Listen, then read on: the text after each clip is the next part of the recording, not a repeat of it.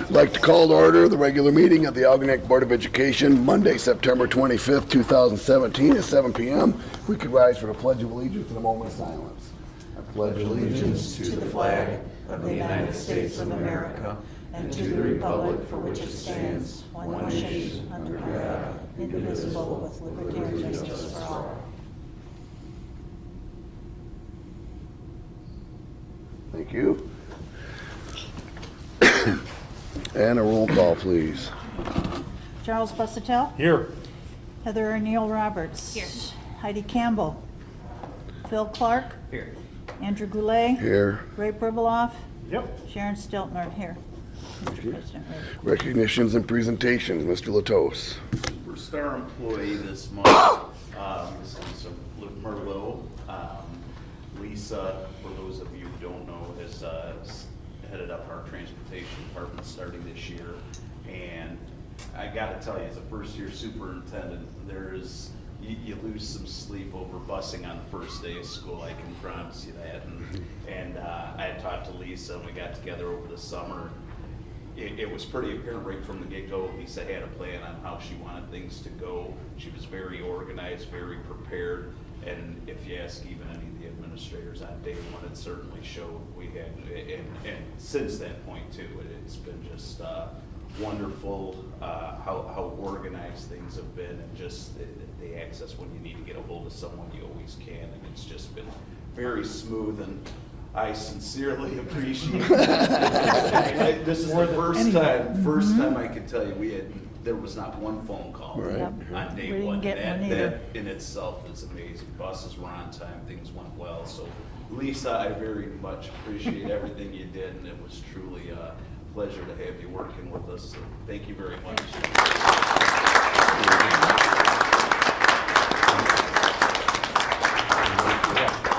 Thank you very much. You're a rock star today. Yep. Good job, thank you. There was no complaining on Yep. Facebook. But you set the bar so high. Don't worry, Tim, you don't have to stay. You can take off now. There you go. Thank you. Good night. Thank you very much. Thanks again. Thank you. And Algonac 2017 refunding bonds. Yep. That's you. Yep, had asked Bill Roche to join us tonight.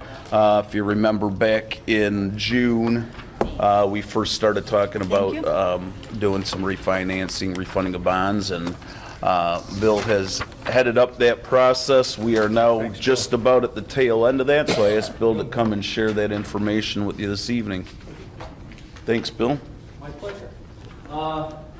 This is the last refunding of the district's bonds.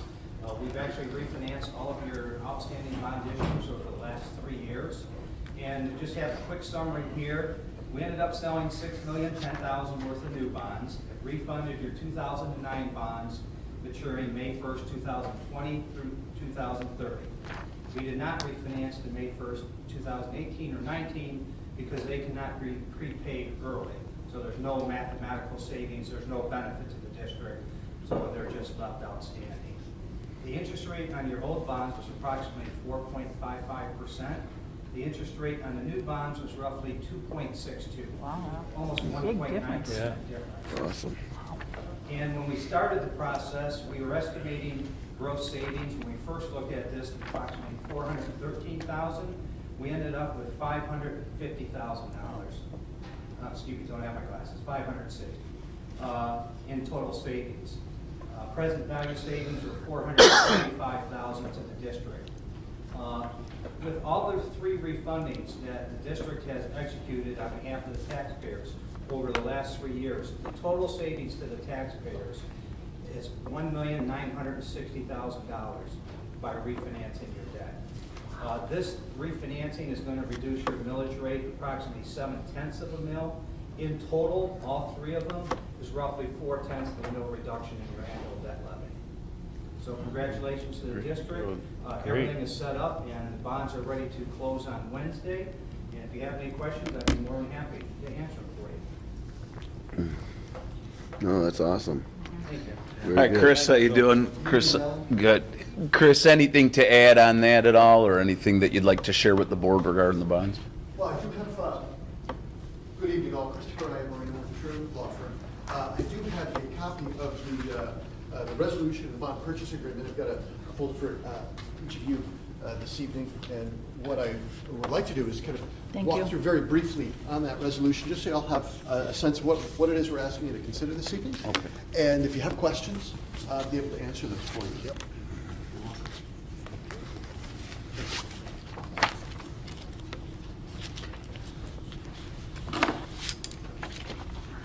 So as Bill was just describing, we are set up to close later this week, and the resolution is looks like this.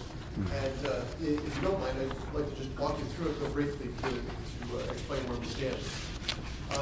On the first page there, in the whereas section, the first 4 paragraphs identify basically how we got to where we are today.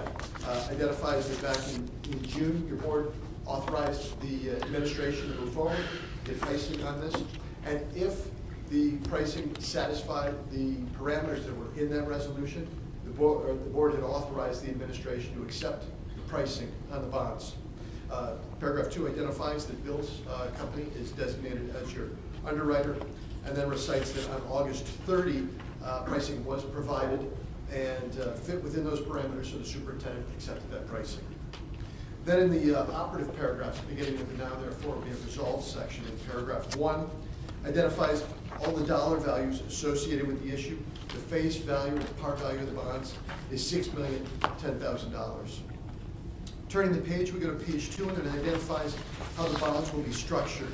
They'll be dated, or funds will be received September 27th, this week. And the bonds will mature May 1 of each year, 2020 through 2030 inclusive. And interest begins being paid May 1 of 2018.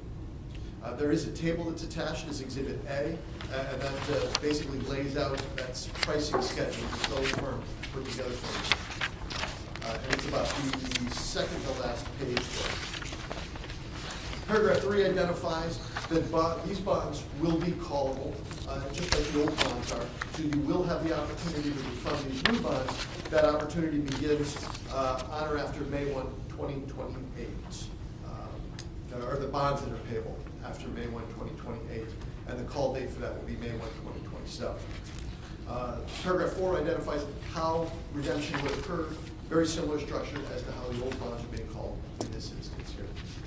Paragraph 5 sets up the concept of how certain transactions can be handled after the sale of the bonds. Blank bonds will be provided to facilitate that. Also, if bonds are lost or stolen, how a bondholder gets a replacement bond. Paragraph 6 identifies that the Huntington National Bank is going to be your escrow agent.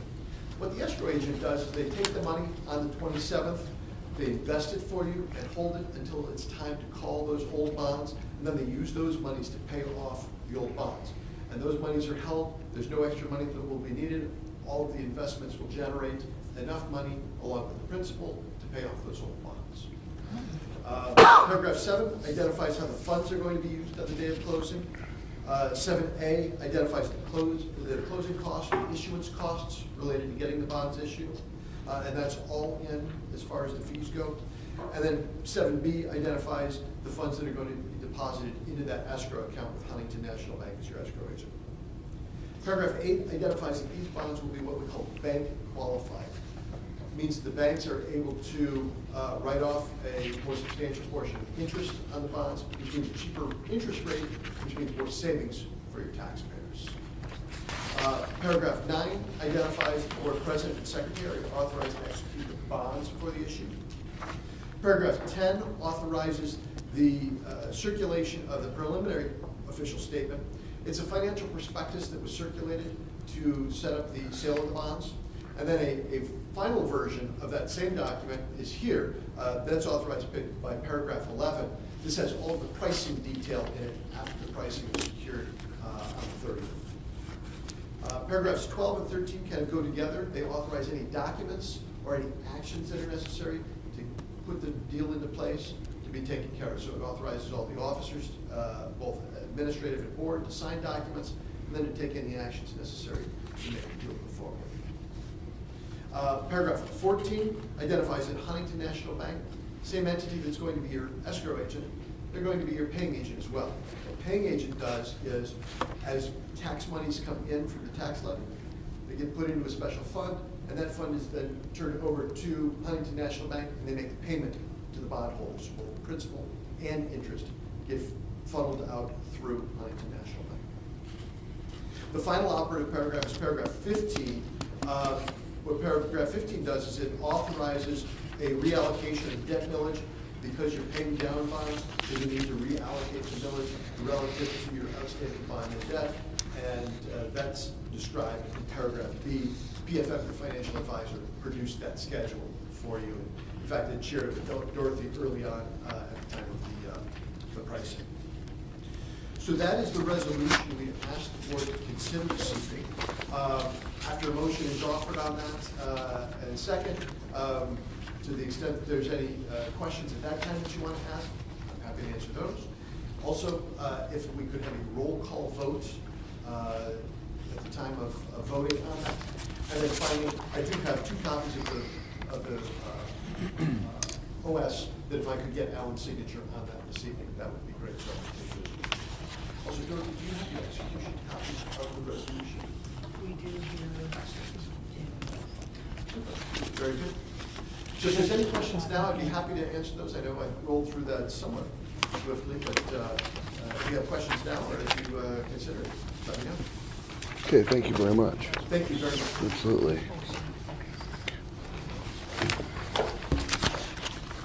Okay. Consent agenda.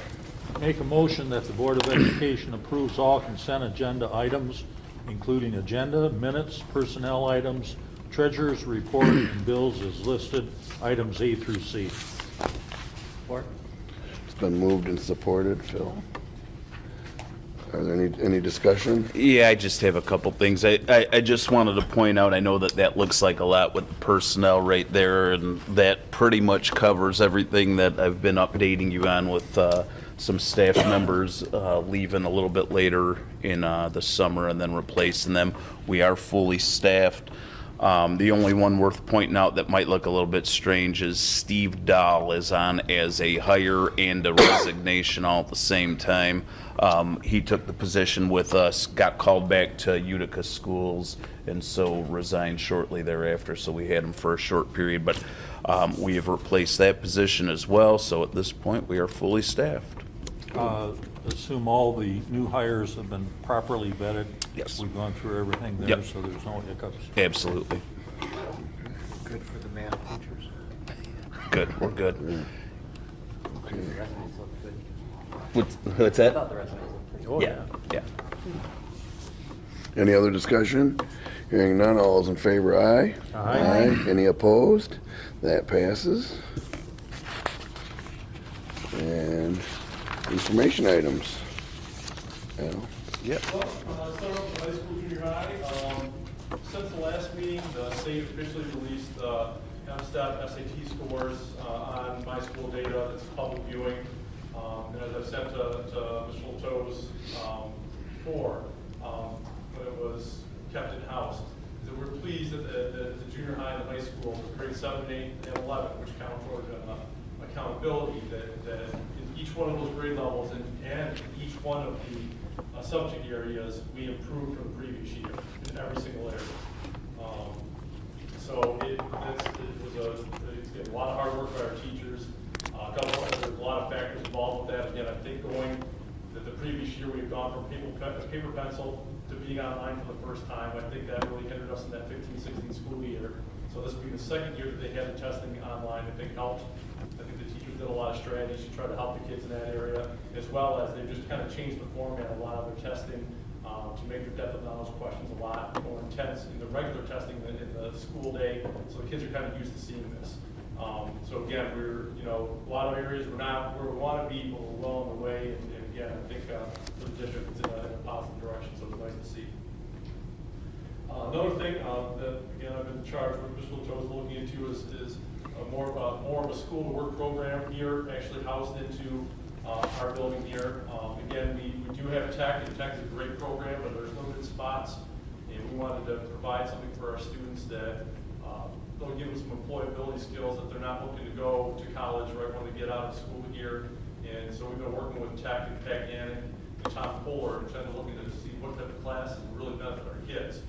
Right now, I just met with Tom last week, and really what we're looking at right now is at the middle school level, is doing a year-long class that half the class would be just kind of career exploration, so the kids get to see what's out there, really what the job field looks like now, what is in demand, and then they'll be filling out their career cruising, and the kids kind of get the profile of what they're looking for. And the second half of the year, we'll be looking at is when talking with Tom, and the area of business really seeing that they need more of is quote-unquote soft skills. Just general employability, looking at the kids that are talking about teamwork, dependability, problem solving, people skills, those type of things. So that part of that class, they would develop those type of skills as they move forward. And then at the high school level, what we're looking at is bringing some classes that, again, that will fill a high need of what is out there, jobs that are out there that right now they're having a hard time filling. And right now it kind of falls in a lot of manufacturing and actually business marketing. And so we're trying to work right now with Michigan Mutual, building a partnership with building a business marketing class here, as well as we're looking at using PTM down in Fairhaven, kind of building a relationship with them where we actually have a manufacturing class here, working on software here, and then possibly doing some work studies over there with them. And so we're in the process of working on that. So as that moves forward, again, I'll be kind of letting the board know how we're progressing with that. We've been doing a lot of intense discussions on that. I think we're on the right path.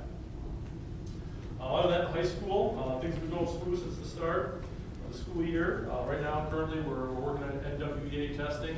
We're hoping to be done here by the end of the week for that testing. We're approaching homecoming. That'll be next week, October 6th, the homecoming game, and the dance on the 7th. And then we also have PSAT testing for our juniors. It'll be October 11th. Again, what's nice with that is that the kids take the PSAT on the 11th. They get their scores pretty quickly after that. And then we have the kids make an account on College Board and Khan Academy. And when they merge those, they actually get a prescriptive of what they need to study before they take the ACT in the spring.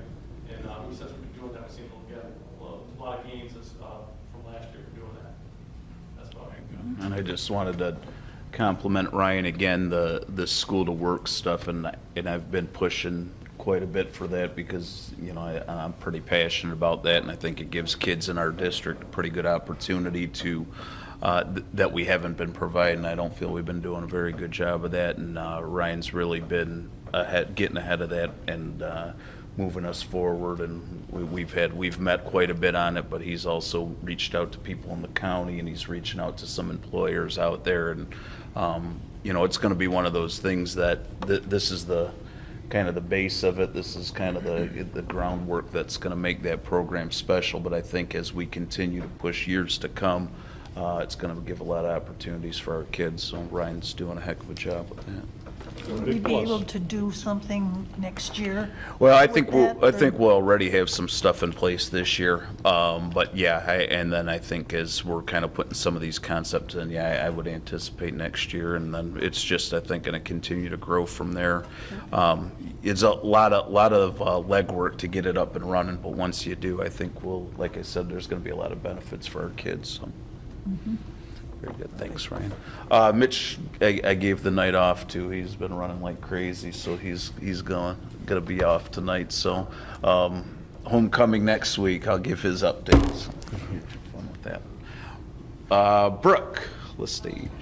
Well, we've also, K6, been NWEA testing. The transitions went very well. Evan's worked hard to get the computers up and going for us and keeping them running. There was a major glitch, but it was on NWEA side, so it's taking a few more days than we had expected. We should be done by Thursday afternoon, hopefully with all of our makeups and get everybody tested in math and ELA. So we're looking forward to digging into that data and seeing where else we need to go. Last week, our fourth graders in our 3-4 split traveled to Goodall's Park. Mrs. Van Single, fourth grade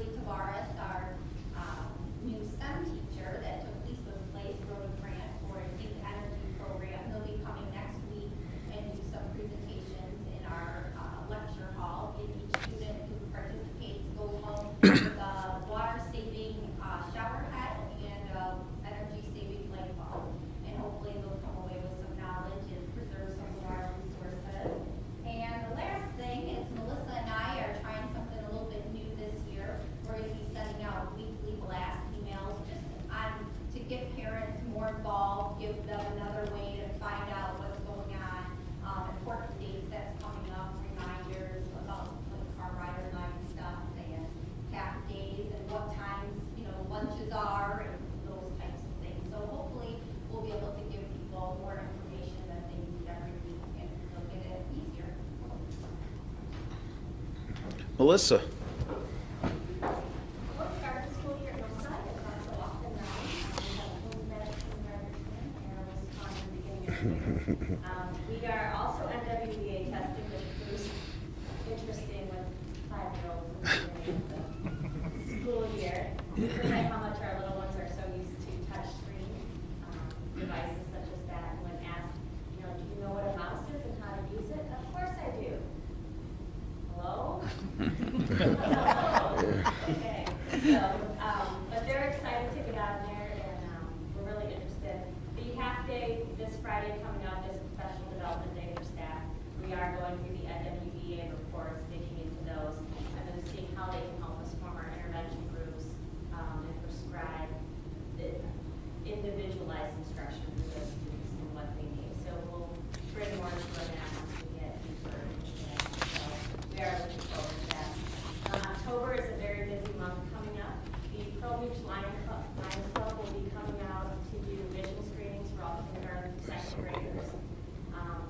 They use some type of a machine, and students found that they need glasses, so we're giving a voucher by the Lions Club to go get an additional screening with the eye doctor, as well as the purchase of glasses. So that'll be really nice for our community and those little ones.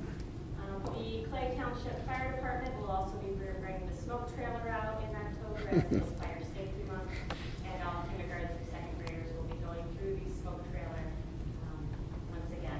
So that's always fun for them.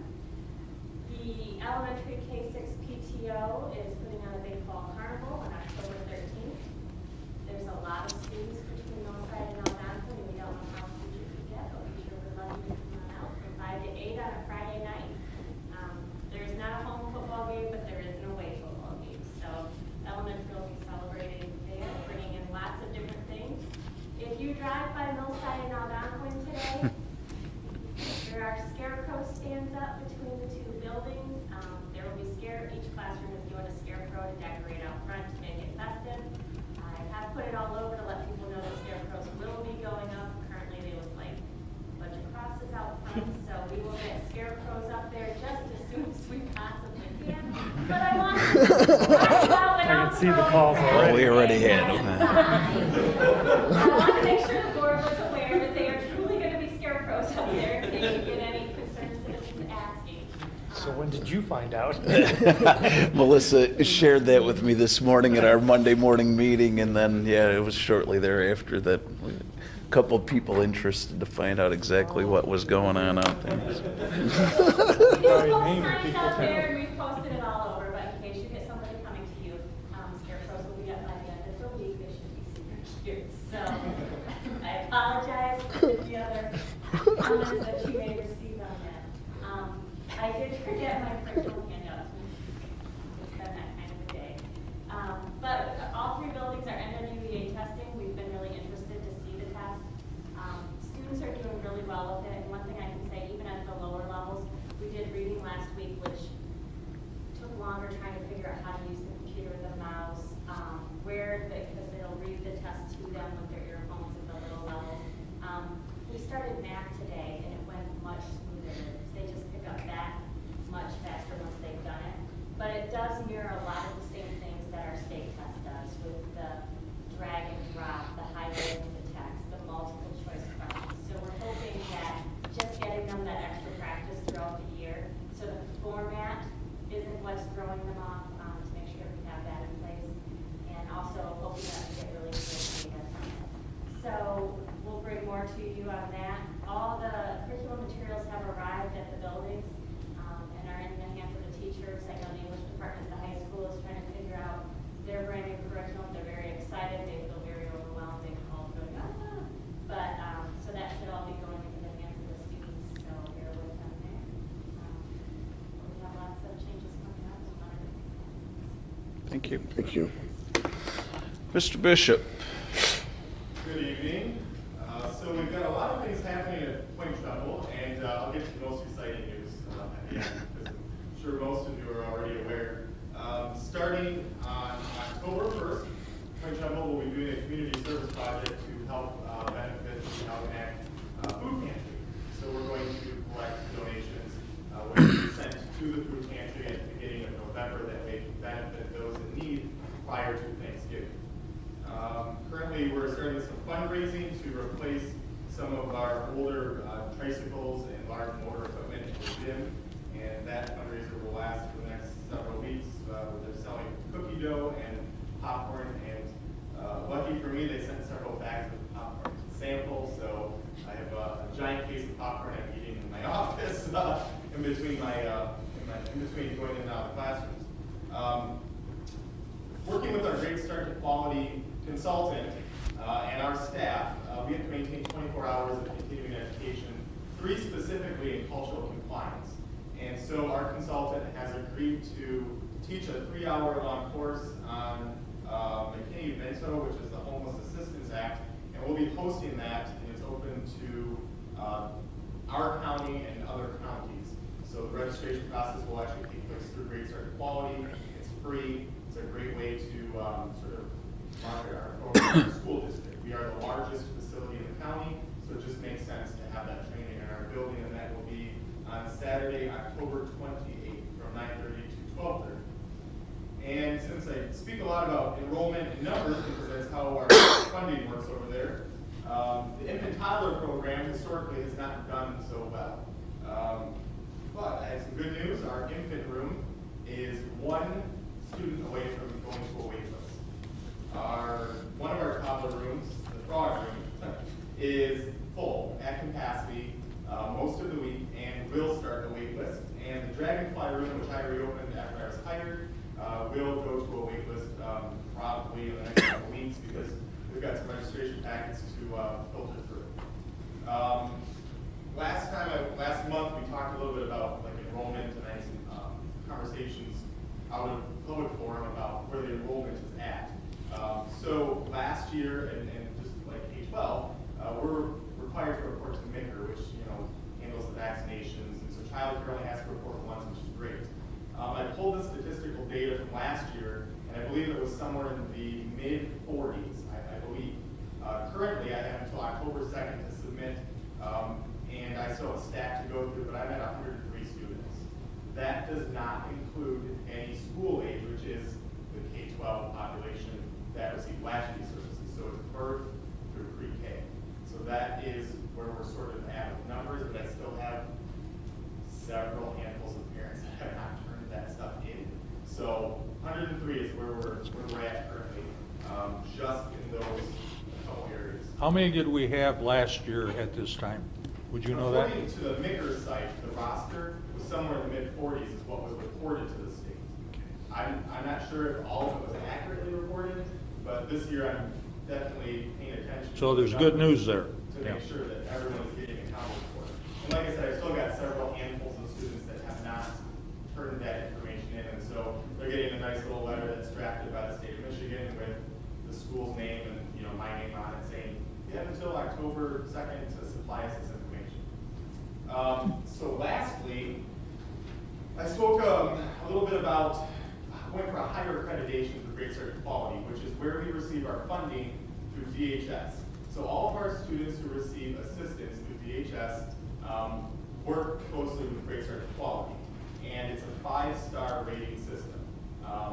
Currently, well, I shouldn't say currently, we were a 4-star facility, and most facilities are 4-star and below. And I previously shared, and I will retract, that there was one home-based facility in St. Clair County that was a 5-star. This morning at 6 a.m., our consultant corrected herself, because that's where I got that information. There are no facilities in St. Clair County with 5-star, except for us, because we successfully passed on the first attempt, which is unheard of, the 5-star rating, which means great news for Dorothy, because she's going to love these numbers. We already received a 25-cent increase across the board for all areas of students receiving DHS reimbursement. So we were previously at $4.75 for ages birth through 2.5. That went to $5 an hour. And then for preschool for school age, it was $3.50, and then it went to $3.75. And that was the state basically saying, hey, we understand there's not a lot of money in early ed, and we appreciate what you're doing. We have some extra money, which is nice. So we're going to put it towards the DHS reimbursements. Now, with a 5-star rating, you can add 50 cents to that. So for infants through age 2.5, it's $5.50 per hour per kid. And for preschool through school age, through latchkey, it's now $4.25 per hour per kid. Currently, we have somewhere in the mid-20s of students that are DHS eligible and receive services through DHS that we receive reimbursements for. So the number is a pretty decent number.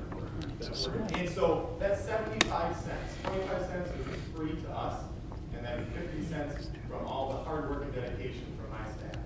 So 75 cents additional per kid is what we will be receiving this year. That's awesome. Congratulations. Good job. Yes, very nice. Oh, so, all right, so for example, so Crystal and I were running some of these numbers, and there's a family, so DHS hours are accrued or allotted bi-weekly. And the most they'll allot is 90. It's based on your income and your household size. Most of my families receive 90 hours. So we just sort of calculated what the reimbursement rate will be just for one student to kind of see the difference. We're talking like $500 per kid in every 2 weeks in that birth through age 2.5 years old, which is a pretty decent amount of money for childcare. Right. So we are the only facility, school-based, Need to get the no word other out school on that. district has Yeah. this rating, and no other home-based district has this rating, except for Alabama. So. Congratulations. Good job. Good job. Good. Yeah, press Very nice release. job. Board reports. I have one at the September 12th Executive Council meeting of the County Association of School Boards. I was reelected as its president, and we set our calendar for our general membership meetings. And the first one will be on Tuesday, November 21st. They were talking about having folks from RESA and everything talk about the stuff that Pat Yannick was here touching on, give us a more in-depth education about all those things.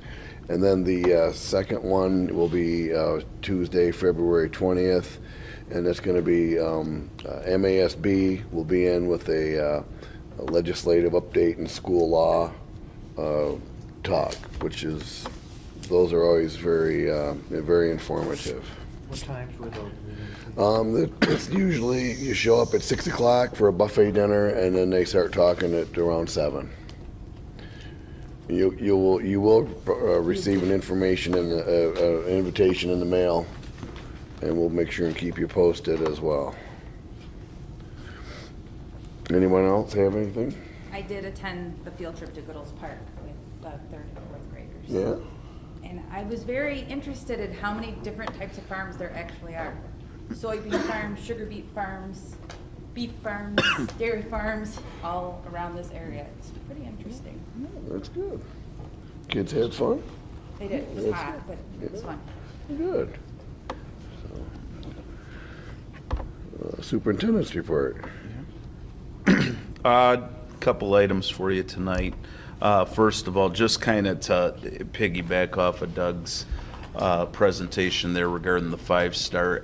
There was a couple years, well, this is going back maybe 7 or 8 years when they first started talking about the star rating and how that was going to work in the county. And at that time, it was almost presented to us like 5 stars like the unicorn, right? You're never going to get there. And so just kind of, you know, reach for this, and here's the qualifications.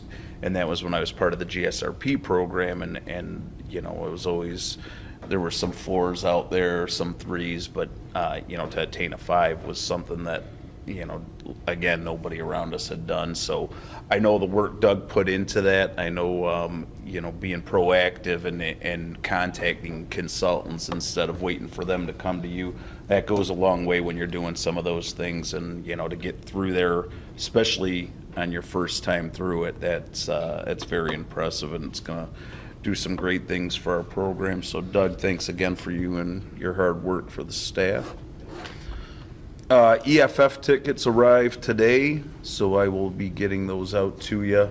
I'm getting them out to anybody that wants them. They're same deal as last year, $100 a ticket. hopefully we get aggressive with selling those this year. Last year we kind of had more unsold than we would like, so we'll really be pushing those, and we'll you could pick some up if you'd like to at central office. If not, I'll bring them to you in October, so many as you could sell. Andy, don't worry, I got plenty for you. Okay. I'll need them. Dorothy, Crystal, Ryan, and I had Deborah, what's the last name? Weininger? Donna Weininger. She is our pupil accounting person at the RESA, and you know, watching how the state's cracking down on some of this online stuff and how you can, and how it can affect the bottom line of your district if you get audited and you're not doing what you say you're doing. And those laws change yearly, and if you're not keeping up on that stuff, you could be doing things the way you always did them and find out you're doing them wrong now. So I get nervous and maybe a little paranoid sometime with this. So we had some conversations in the office, and we were kind of not on the same page, and that's usually a kind of a red flag that maybe we need to start asking some questions. And I'm the kind of person I'd rather, if we're not doing it right, let me know so we can do it right. And so Donna came in today and was very helpful. It was a great meeting. Turns out we're not as far off as we thought we were. There's a couple minor adjustments that we have to make, but nothing that's major at all. Just some of the ways we do RE2020 and some of the paperwork and documentation that we have to keep. But we're right where we need to be, which was something that really kind of brought a smile to my face, because you just never know. And when you read those pupil accounting manuals, wow, you can interpret that a lot of different ways. So we, like I said, we got a little proactive to make sure we're not gonna be giving back $500,000 to the state anytime soon. So happy about that. Meeting went very well today. Jana has been working, and we've been taking a look at getting out talked a little bit last week about the trifold flyer for our non-homestead vote that's coming up November 7th. I'll have that posted online. I'll also, I've talked to the administrators about getting that out to their parent groups and getting it out to their staff. And, you know, traditionally we haven't had any issues with passing that, but want to make sure we're informing taxpayers and letting them know how that works, and that money is indeed assumed in the state. And they kind of count that's money that they figure that you're gonna get, and if you don't, that for us leaves about a $3.9 million, $3.9 million shortfall that I don't know where we'd get it from. So we'll continue to pound that out there pretty heavily throughout October. And I'm going to put out a community update this week that'll have that as an attachment to it, and I'll make sure that you guys all get that information as well. And lastly, had a few grant opportunities that came through from the state between last meeting and now. An additional time grant, which is a pool of money that I've applied for the last couple of years. It's for programming to help our K-3 reading initiative, which I will have a presentation for at the October board meeting for you. That was a $20,000 grant that we should be getting work on, but I'm assuming that we will get that. The assessment grant that I presented last year at this time is back, another $10,000 for the district. And then today got a memo from the state that they have Title IV money, which is the first time that we've had that, and it's basically for new education initiatives and some other technology pieces to it, and that's another $10,000. So they're not huge hunks, but they're money that's out there, and if you don't apply for them, you don't get them. So I made sure that we get our hands in on all three of those, and hopefully we get approved on all three of them. And you know, it's another $40,000 that we could put towards some things in the district. So pretty happy about that. And I think that's about it for me. Okay, thank you. We gonna do anything on the homestead in terms of signage or anything like that? I don't know I can't remember what we've done in the past, but I just, Yeah, we've never you know, done- things are a little different right now. And we gotta make sure we get this stuff done. And because it was successful in the past, we wanna be sure we don't just assume that. We need to make sure this happens, because it'd be, I mean, people are thinking differently, and we have to just make sure we deliver on this. I would think if you, Chuck, maybe put a group together or something, maybe discuss that. If we can do something. Yep. Yep. I'll give you a call maybe tomorrow. All Let's right. start doing some of that stuff. Okay. All right. Thank you. Good call. Visitors and their requests? None. Action items, technical middle college resolution.